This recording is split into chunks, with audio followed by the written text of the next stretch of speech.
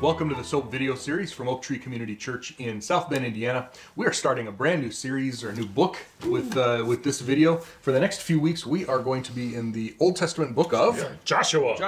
Yeah. So you know, we can't jump into the book right away, right? We got to talk about it a little bit first. Set it up. Yep, exactly. And I think we need to do three things. We need to figure out and discuss when was Joshua written. You know, so context with everything else. Who was Joshua? You know, do we know anything about this guy? And then, what's the book of Joshua about? Well, I can tell you he had no parents at all because he was the son of none. But he's been waiting years to do that one. All right. Such an old joke.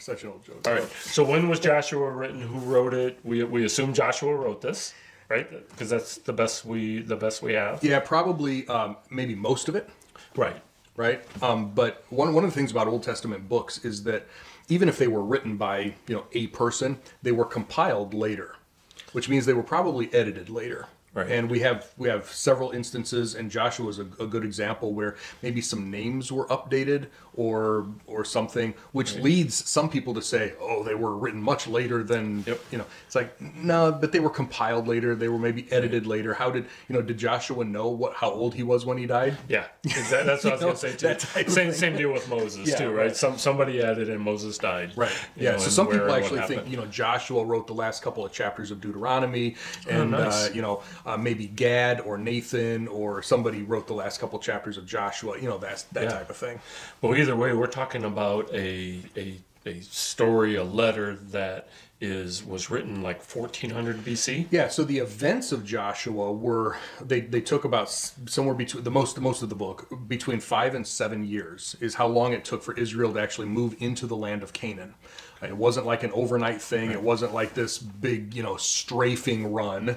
There was lots of time, and we'll talk about this. The Canaanites had lots of time to evacuate. They didn't need to stand and fight. They didn't need to. In fact, it seems like a lot did leave. Yeah. So somewhere in the neighborhood of about 1400 BC is when we're talking about here. 40 years. The Exodus was about. Of Egypt, for Israel came out of Egypt about 1445 BC, and this was, about 40 years later. Okay. So we have, from the books, Genesis, life starts. Beginning of everything. Right? And it ends with the family of Israel, right? And we have, 50, 100 people. Yeah, and 72, I think, is 75. Right in the middle there, right? Right in the middle. They move into Egypt. Yep. Because of the famine that was all over the world. Right. And Jacob is second in command, right? Joseph. Yeah. You can edit that part out. Yeah. So Joseph is second in command, and he brings his family for safekeeping while there's a famine, and the nation of Israel grows and grows and grows, and now we're in Exodus, and we find that there's 2.5 million or somewhere around that number. Roughly somewhere in the neighborhood of 2 to 3 million people, and this has been now about 430 years from the time the family moved until the nation is rescued. Yeah. They weren't slaves the whole time. Right, and they went from second in command, probably high up on the totem pole, to slaves. Yeah. Go build something. Go build a pyramid type of thing. So with Exodus, we see that they leave Egypt. Most of us know the story, right? We've seen it. They get to the promised land, and they don't go into it. No, because if you're following the story of the historical story, the account of the Old Testament, Genesis tells us how they got there. Exodus tells us how they got out. Right. Numbers then is the next book that carries the narrative forward. Right. It tells us that they got there, they sent the spies in. That all fell apart, and they had to wander around for 40 years until that generation died off. Yeah. So I think we see those exact words in Joshua too. Yep. So because then Joshua is the fourth book that actually carries the narrative forward. So now that generation is dead, and Joshua, including Moses, by the way. So Moses dies, and Joshua is God's hand-picked leader. Now you're going to lead my nation, my people, into the land that I promised them. Yeah. So we see Joshua just takes right over from Moses, and we see him, first couple chapters. Now we're going into the land. I guess there's a couple things they got to do first. Yeah. But then they're going into the land. Yep. And like you said, about 6 years for the book of about 5. Joseph. So about the first half of this book is that 5 to 7 year period where they are sort of like walking through the land, taking over the land, pushing people out. Yep. The second half of the book actually is going to get sort of boring because a lot of it is, and this piece of land was given to these people, and this piece was divided out to these people, and there's a lot of statistics and sort of geography going on there.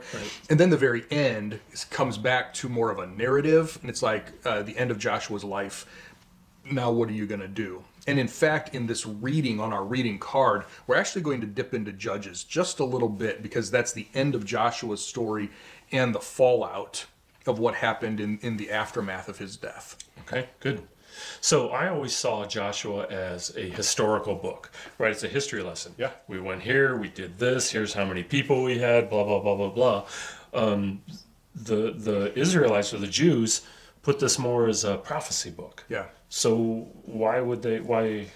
Because of how they understand prophecy is really what it comes down to. The Hebrew Bible, what we call the Old Testament, is divided into 3 sections. There's the Torah, which is the law, the 5 books of Moses. Then there are the books of prophets. And then there are the other writings, right? Well, the prophets are then subdivided into the former prophets and the latter prophets.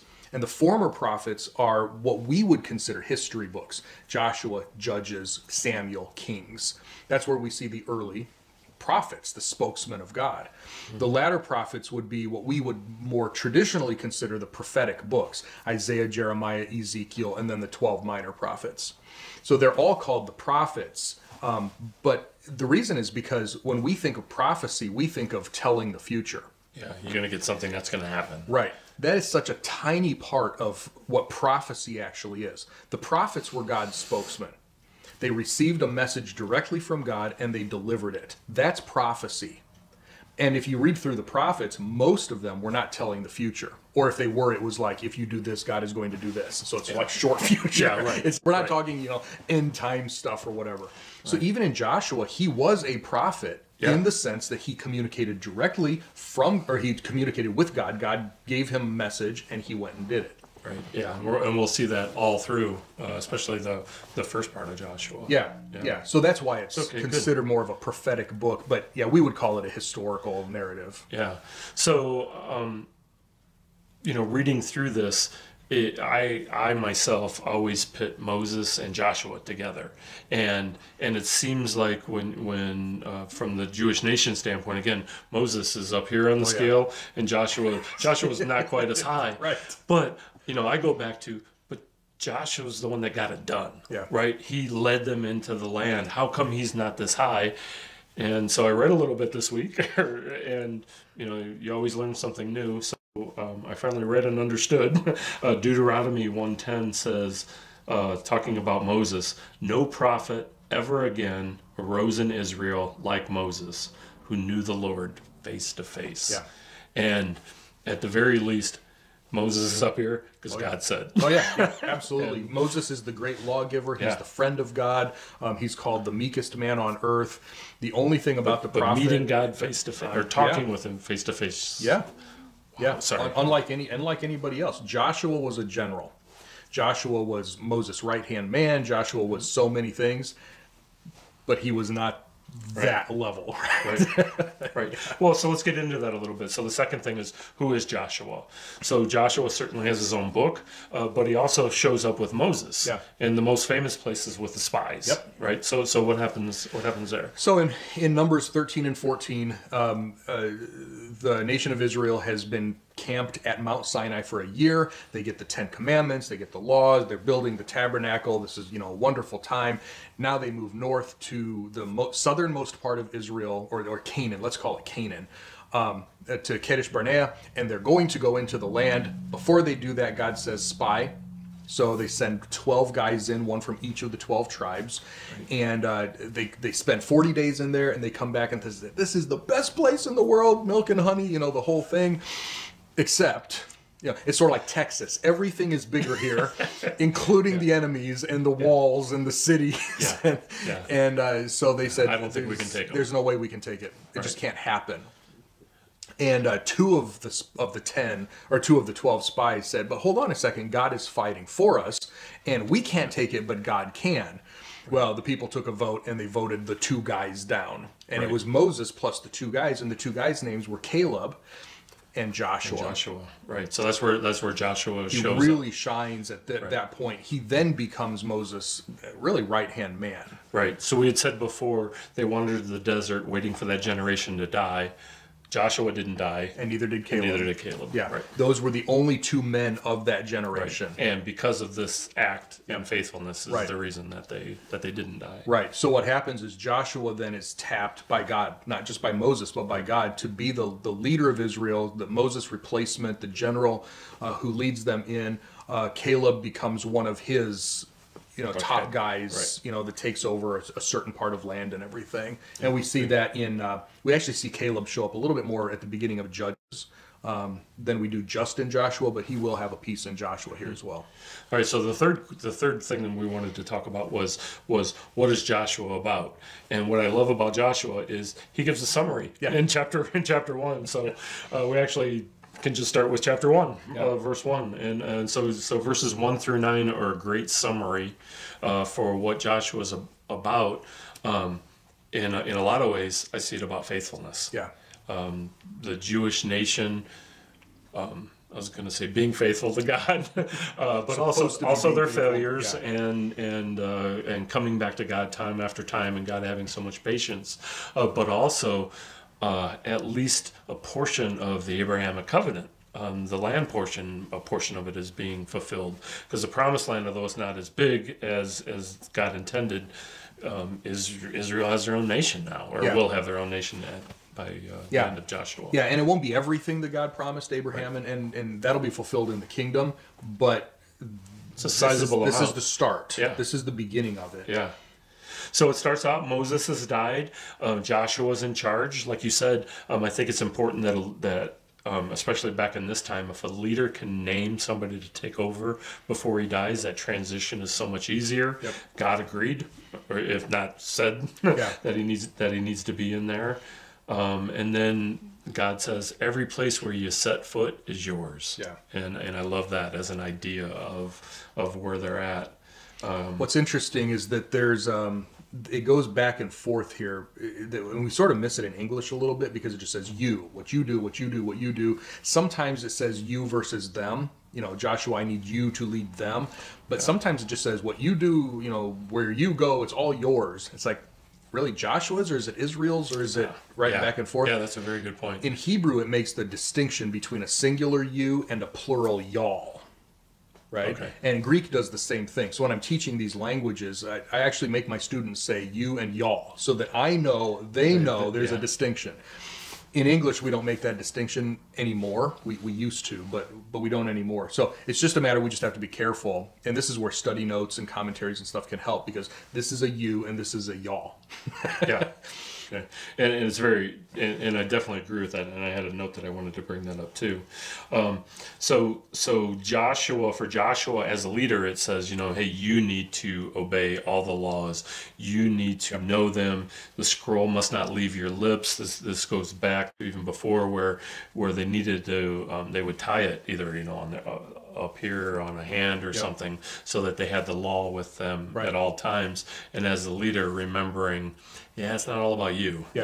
There's a higher power. Well, and let's not forget that he didn't have the Bible. Yeah. I mean, when we're talking about the law, we're literally talking about the law of Moses that God had given to the nation of Israel. Yeah, not so many years ago, within Joshua's lifetime. Yeah.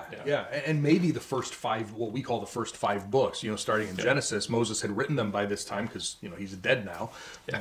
But that's all they had, Right. So Genesis, Exodus, Leviticus, Numbers, Deuteronomy was their whole Bible at this point.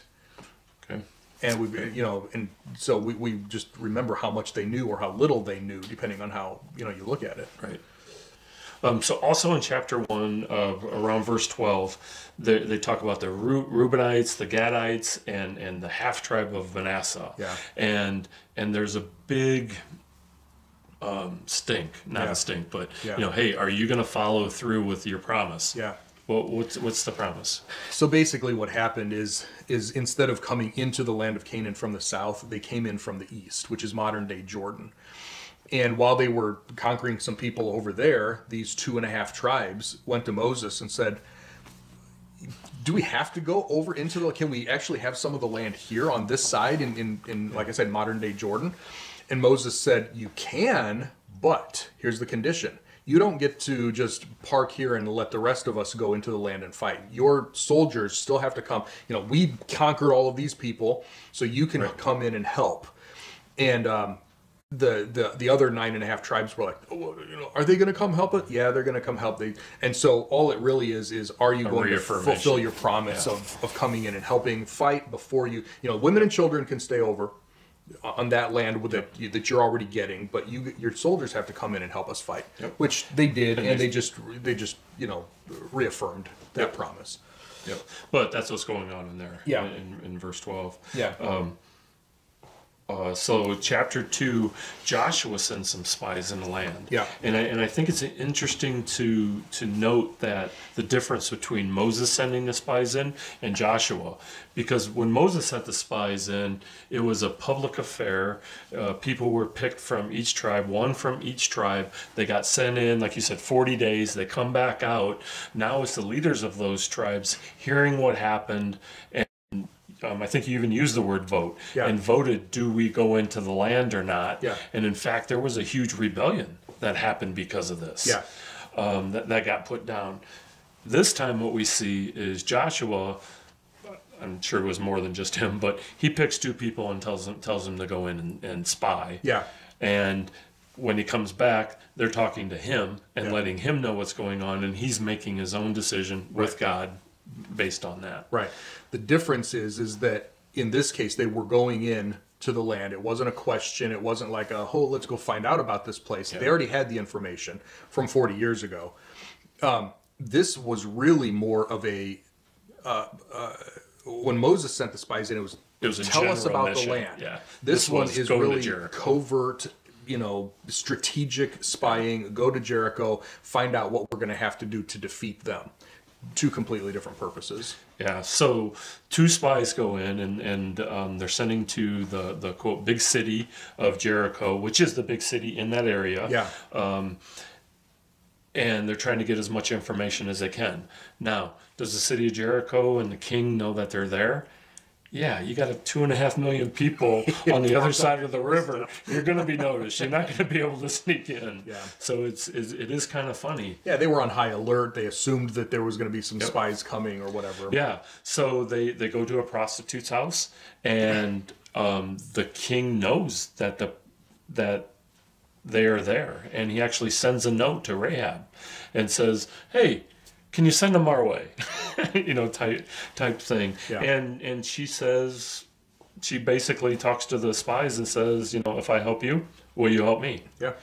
So a deal is made. Yep. And promises were made, and there was a bunch of qualifications around it. Look, whoever you want is fine, but you need to bring them back here. Yeah. You need to put this thing so we can identify you outside. Yep. When we destroy this place, we'll protect your little piece. Yeah. And anybody who's not in your little piece, they're gone. Yep. So Rahab actually writes back to the king and says, yes, they were here, but now they're gone, and I don't know where they went. Yep. So she lied to her king. Absolutely. Is that a problem? Nope. So some people think that is a problem for her lying. Yeah. There are those people who think that all lying those people, right? All lying is wrong all the time. And it's just not what we find in the Bible. And we find regularly where people who are lying in times of war. And I think that's the key here. This is a time of war, right? You're lying to the enemy, okay? And that's justifiable. We see that the midwives in Egypt, the king said, kill all the Jewish baby boys. And they're like, we're not going to do that. And so they lied to the king. You go throughout the Old Testament, God even tells prophets to lie to the enemies sometimes. You don't tell your enemies your plans. So it's, God tells them to lie. It's war. This is battle. And so, yeah, it is justifiable. I have no problem with it at all. Apparently God doesn't either. So, so if he doesn't, I don't. So then the second question is, Rahab was a prostitute. Yeah. Was she a believer? Did she go to heaven? Well, this, of course, was before Jesus died on the cross and everything. Right. What we do know is that she was, let's say, rescued. I don't want to use the term saved because that's different connotation. Right. Her family was rescued, delivered. They joined Israel. They became God worshippers of the true, in Israel. So I would say, yes, she would be saved in the spiritual sense.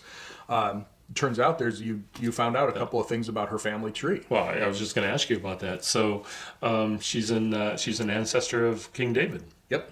Who was also an ancestor of Jesus. Yeah. Right. So she's in Jesus in Matthew 1. She's listed in Jesus' family tree. Oh, in Matthew? I didn't look at Matthew. Yeah. There. Yep. So yeah, she actually becomes a very important person in the genealogy. So you have this Canaanite prostitute is like Jesus' biological or something great grandmother type thing. Right. And then she also shows up in Hebrews and James too. Yeah. So it's not just as an example of a person of faith. Yeah, exactly. Justified by faith and justified by works were the two. So yeah, kind of an interesting story there. Yeah. Okay, so the spies return, and they tell Joshua, surely the Lord is handing over all the land to us. Yep. All who live in the land are cringing before us. Yeah. Right? I mean, all the kings know that they're coming. Yep. They all know they're in trouble. Yep. And Rahab even tells the spies, everyone is afraid of you. Yeah. Everyone is completely... Well, and of your God. And of your God. Right, for what he's done. And here's what's cool, because what he has done... Her example is the Red Sea. Right. That was 40 years ago. Yeah, and there's still... The strongholds, the kings, the armies of Canaan are quaking in their boots from something that happened 40 years ago. Right. And now that army, that nation with that same God is at their doorstep, and they are terrified. Yeah. I just think that's funny. That it's, they're still shaking from something 40 years ago. Right. So the next chapter is Israel crosses the Jordan. Dun, da, da. And notice it doesn't say into the land, because we take a full chapter describing crossing the Jordan River. Yeah. So the Jordan River is at flood stage during this time, so it's as wide as it's going to be, and it also means that there's a bunch of water running down it, so it's definitely dangerous. Yep. So we take a full chapter talking about how to get across, and then we take another full chapter on commemorating getting across. So we actually don't get in there until like 6. Yeah, and it wasn't so much that they were celebrating, yes, we made it. It was actually something bigger than that, right? Because God did a miracle. Remember, these people, the generation that crossed the Red Sea is dead. Right. Most of these people, if they were there, they were children. And many of them hadn't been born yet when the Red Sea crossing. So it was just a story to them. Right. So what God did was a small version of the same thing. He stopped the Jordan River so that they could get across. Not the whole Red Sea, but he stopped the Jordan River so that they could get across.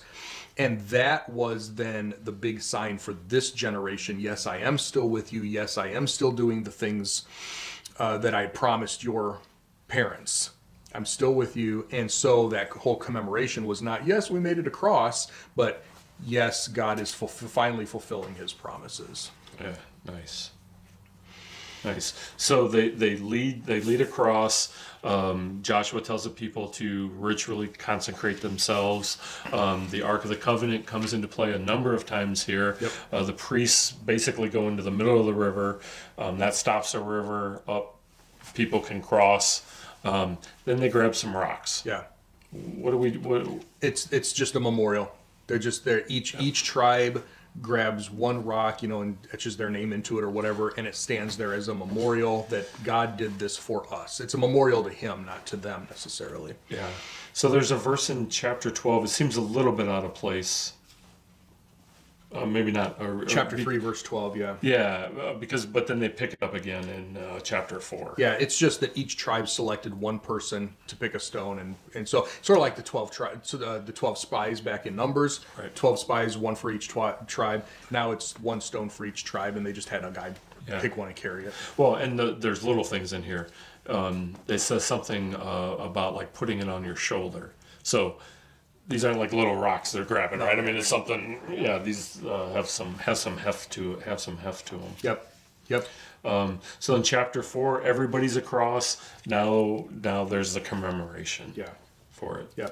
And the thing is, it's really verse 6. The stones will be a reminder to you when your children ask someday, why are these stones important? Tell them how the water of the Jordan stopped flowing before the Ark of the Covenant. Yeah. I mean, this is a major deal. In our lifetime, we have bridges. Yeah. And we really don't even think about crossing the Mississippi River or anything. But if I've been on the bank of the Mississippi, and it's like, no, you can't get across. No, right? Yeah. And even if you do a raft, you're going to end up miles down and have to come back and backtrack. Even if you do get across, right? And instead you hop in your car, hop in a car, and you're over in 10 seconds. Exactly. Right. Going 80. Right. Right. Yeah. So here in chapter 4, and I think it happens a number of times. Definitely, there's a verse or a line that is, they remain there to this very day, or they're still there to this very day. We see that a lot in there. Yep. So, are we supposed to interpret that as today when we're reading it, or just when it was written? Yeah, it happened. In other words, those rocks, right? Are they still there? They're there to this very day. Yeah. Well, so I could go find them. Yeah. Well, and it's possible that we could, but the principle of interpreting Scripture is that we do it from the perspective of the speaker or the writer. So when it was written down, they're still there to this very day. That was true, 3,400 years ago. Is that true today? Maybe not, but it would, to say we interpret it literally is from the perspective of the writer, not like it's not that if we don't go and find those rocks there today, we're like, aha, there's a problem with the Bible. No, because when it was written, it was true. Right. Okay, so keep that in mind as we go along. Okay, so chapter 5 starts with the kings of the area, and it says the kings, they lost all their courage. Even to the point where they couldn't breathe for fear of the Israelites. Yeah. And, that's being scared. Yeah. The thing to remember is that there were only 7 places that God told Joshua that he had to wipe out completely. These were 7 strongholds, 7 kings that were actually under God's divine curse. Joshua did not have to kill everybody in the land of Canaan. Right. And the reason that it took so long, 5 or so years, was to give them time to evacuate in the face of this massive army where God is taking out the strongholds.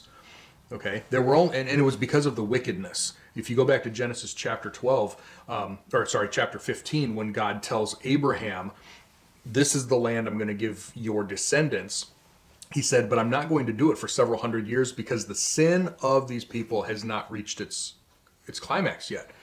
So when Israel comes through, it's not that they're just wiping everybody out. There are strategic places that they have to destroy to show God's power, because those are the most wicked of wicked. Right.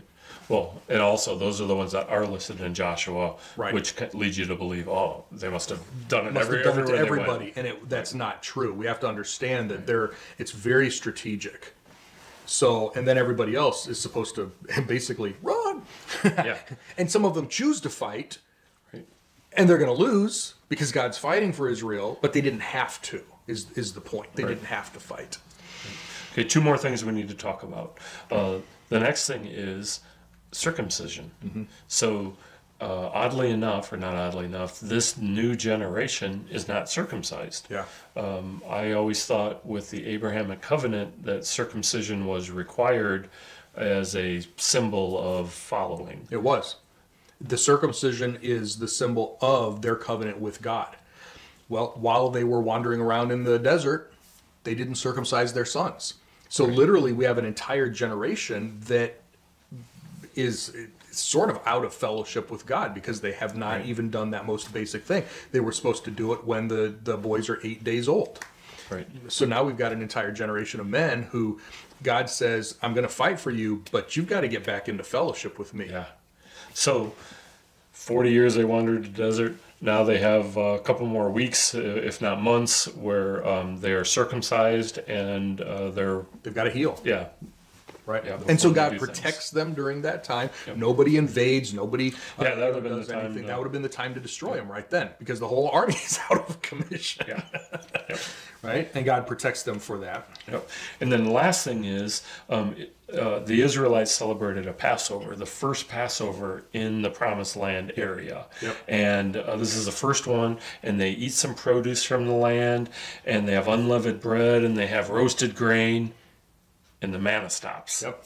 So for the first time in 40 years, I was going to say God stops feeding them, but he stops feeding them manna. He stops feeding them manna because he has now fed them what he's promised to. Right, they're in the land of milk and honey, and now they can get their food from the land. But how cool is that? Yeah, right? The manna was temporary. It wasn't supposed to last for 40 years. It was supposed to last until they just got there. Those couple of weeks or months until they got there. But God graciously kept feeding them, that whole generation, and then when they finally made it in, he said, you're here, it's over. Yeah. So how cool is that? So little details like this is all along, and we just hardly scratch the surface. Yeah, there's so much stuff in here, and so much more that we could say. But so focus on things like God's provision, God's protection, His graciousness, His fulfilling of promises. Yeah, that's right. That was huge. You know, God is, in a sense, if I can put it in human terms, God has waited for 40 years for these people to die off so that He could fulfill what He wanted to do 40 years ago. You know, He's had to punish them and all of these things because of their sin, but that didn't stop Him from fulfilling what He said He was going to do. Right. And I think that's really cool. And that's one of the big things to keep in mind as we go through Joshua. Not just the interesting stuff, not the miracles, not the battles and all that. Those are fun. But God is still fulfilling His promises because that's what He does. Right. And sometimes dragging them along. And so dragging them along, kicking and screaming. It kind of comes back to us too. Sometimes we need to be dragged. Yeah. So enjoy the book, enjoy the historical accounts, the narratives and everything. But remember some of the bigger pictures, that we have the same God as they did back then, and He still keeps His promises, and we can still trust Him, even when we're having battles of our own. So yeah. Great place to end. Yeah. So share this with your friends and family, and we'll be back next time to just pick up where we left off here and keep working our way through this really, really interesting and hopefully beneficial book to you.